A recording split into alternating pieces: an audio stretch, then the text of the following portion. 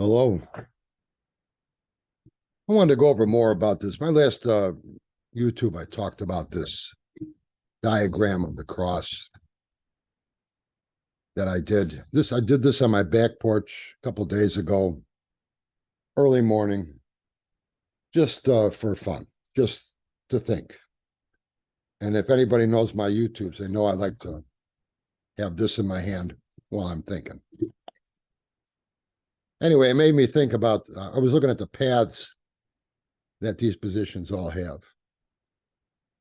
and how the application is important. And I always talk about the application being what I think is really the key to the tarot and how well you do, more than the cards themselves. Cards are nice, they're good to have, but it's the application. And that's what I really stress. What's worked for me anyway. And the way I usually try to show the application where positions, certain positions work well with other positions. You can't really, most approaches to the card spread will be, we'll look at position one. And then we put a card there. Position one has a specific meaning. And we put a card in there. And we interpret that card in relation to the meaning that it's placed with, in relation to the person's question we're looking into. And then we move on to position two. And position one has nothing to do with it anymore. And then we move on to position three. We do the same thing with each position. And they're isolated. But really, these positions all work together. And it makes it a lot easier to find a map of what you're trying to accomplish if you look at it that way. And it makes more sense when you're learning it. You see, oh, this works with this and this works with that. And I teach with the certain positions working very much together in a basic way. This is that drawing I made. And I say positions 1 and 2 work very well with position 7 as to what is the question. The question itself, 1 and 2, position 7 being the perception of the person you're reading as about this question, how this person views their own question. And then I go into positions, that is what are we looking at here? Then positions 3 and 4 and 9 is why. Why are you doing this? And I have why looked at as immediate actions you're planning on taking, immediate goals you're trying to accomplish, and then ultimately the purpose. Why are you doing this? What do you think you're going to accomplish from this? Why do you want this in your life? What do you think you're going to get from it? It allows us to question that. Then I look into 5, 6, and 10 as how are we going to accomplish this? 5 being something you got going for you that you can use, that maybe you're not seeing right now. 6 being an opportunity that you should keep an eye out for, that will help you with this, that's to come yet. And 10, final outcome, finer details, things that will help you, and things that will also maybe hinder you that you have to keep an eye out for. So when they come, you're more prepared.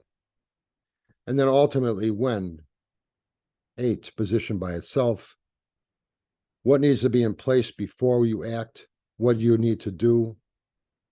And that would be shown in the rest of this, in all these other positions. Maybe you need to take care of position 5 first. Maybe you need this opportunity at position 6.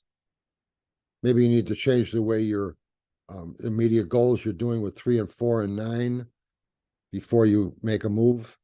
Maybe you need to take a better look at this question itself with position 7. These are all what we look at for position 8. And we interpret position 8 in relation to those positions. So really what we have here is a map. And the cards are obviously they're important to use, but we're trying to get somewhere. We have a client that's trying to accomplish something, trying to get somewhere with something, trying to find an answer and trying to accomplish something, trying to get somewhere. And we throw cards out on the table in a map of some type, whether it's this spread or a different spread. That's your map. And it's you as the reader. It's up to you as the reader to read that map. That's where you come in here. You're looking at all these cards and you're saying, well, they're looking at how are we going to get there? You're reading that map to find that out. So if you were somebody who was driving people around instead of reading cards, you could have a nice car. You know all about that car. But they want to go here, they want to go there. You better know how to get there. You better know how to read that map. So a deck of cards is like the car. That card spread is the map. We have to know how to read it. So practicing the application and knowing the application, knowing why it works, which is what I like to go into in my work. It's why I go into that in my books a lot. I think it's important to have that in your pocket as you move forward. And you'll find that if you look at this, again, this screen here, I have these positions pathed out in ways that you see that they're all connected anyway. And you can't really, the way this is drawn out, you can't really take a group of cards and say it's a complete circuit. No, they're all connected in some way to another card, to another position. And you can't just have one position. If I take this here, I can say, okay, well, 5, 6, and 10. Yeah, but that's how are we going to get this? But it's also connected with 3 immediate actions you're taking. And 3 is connected to 4. And 4 is connected to 9. And 6 is connected to 10. And 6 is and so these positions are all connected to each other in some way or another. 9's connected to 7, 7's connected to 1 and 2. And you see how this is you can't really get away from that. I can't just isolate a certain group here. I can try, but I can see with 9 here is also connected with 1 and 2, which is connected to 7, and this just keeps going on. And the timing, one card by itself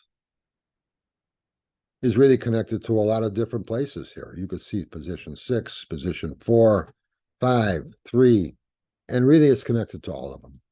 This can go on and on and on.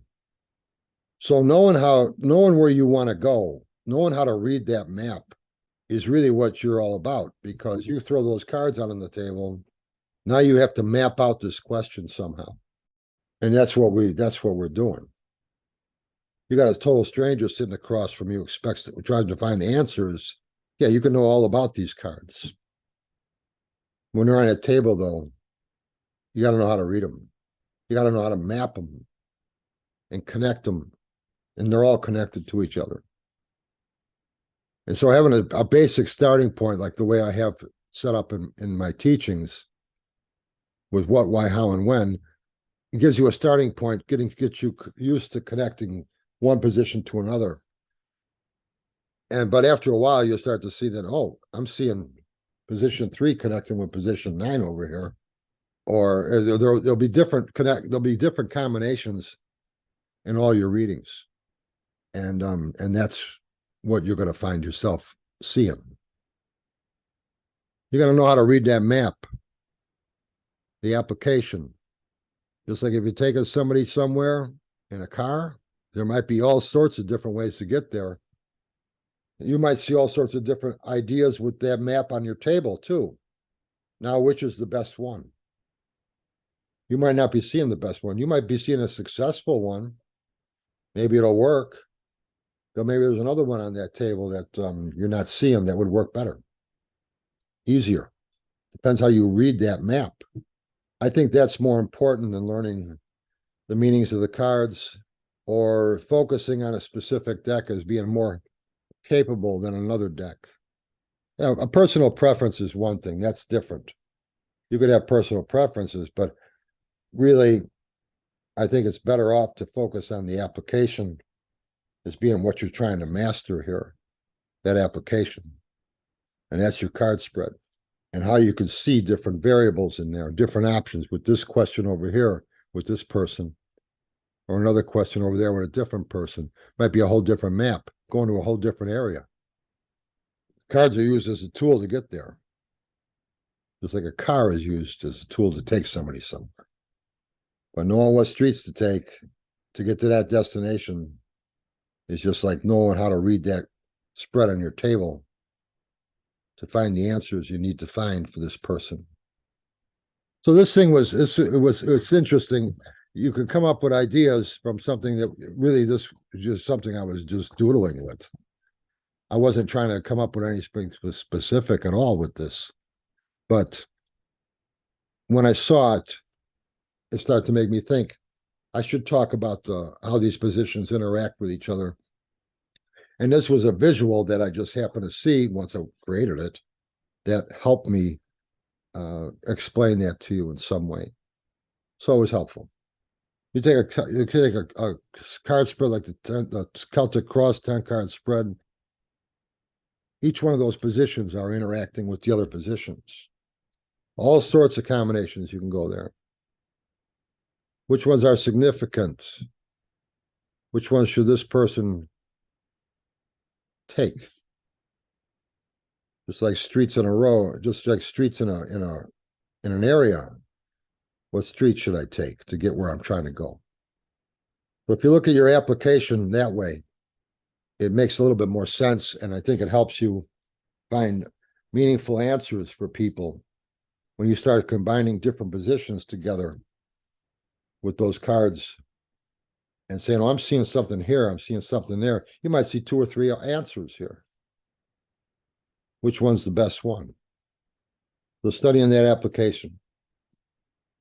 There's another reason why I think it's important to have one consistent card spread that you think works well for you in finding answers to anything you're looking into. Then it's a matter of how you're going to read that map for this person. And how I'm going to read this map for this person over here, totally different. You start to know that map like the back of your hand. So the card spread is a map of the question. It's up to you as the reader to see where to go. Keep throwing cards. We'll talk soon.